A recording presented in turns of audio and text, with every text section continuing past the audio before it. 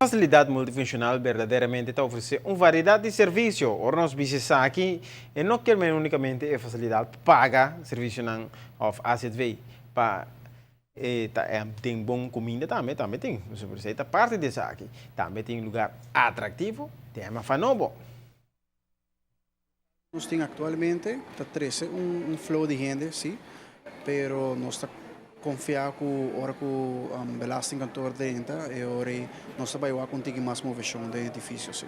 MFA está uma facilidade nos novo, que men MFA mesmo um building novo, que men nós abing nós adrente que não prometo, para nós tem não tá bisa prome proof take, para nós ora cultura companhia não adrente que tem, que isso vai trazer para nós e nós está hope sincero e seguro que isso vai trazer hope para nós.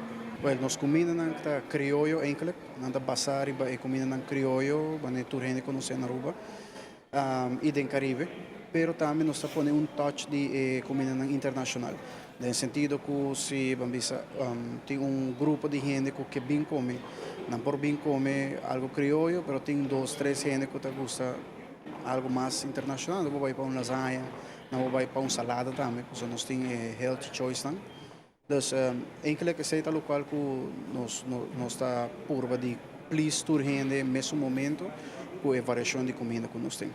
Nós abrimos aqui na manhã temprano. So nós temos door que nós está Callaway Corporation, nós temos standards de HACCP, que está ponto tão crítico caminha comida por danha ou há problema com bactéria e nós temos implementar isso aí na 100%. Tem algum restaurante que implementa isso em algum porcento. Nós podemos visa que nós implementando em 100%. Para sobra é mesmo sistema que nós usa para airlines, é mesmo sistema que nós mesmos implementando em nossos cafés também. Então nós está seguro que tudo o qual que nós damos aos clientes vai estar algo que não vai fazer malo. Em realidade o sistema aqui está para sobra obviamente botar a gente que vai visa bola de KLM ou arca fly. Vai Holanda 9 horas, não por vir malo de avião. Só não tem hospital, ele vira problema, caos.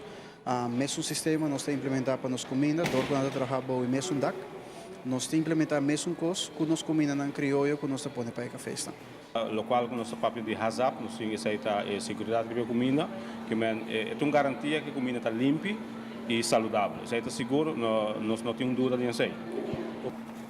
Me por garantizar o povo do norte que nós também temos comida sumamente criolla e doce.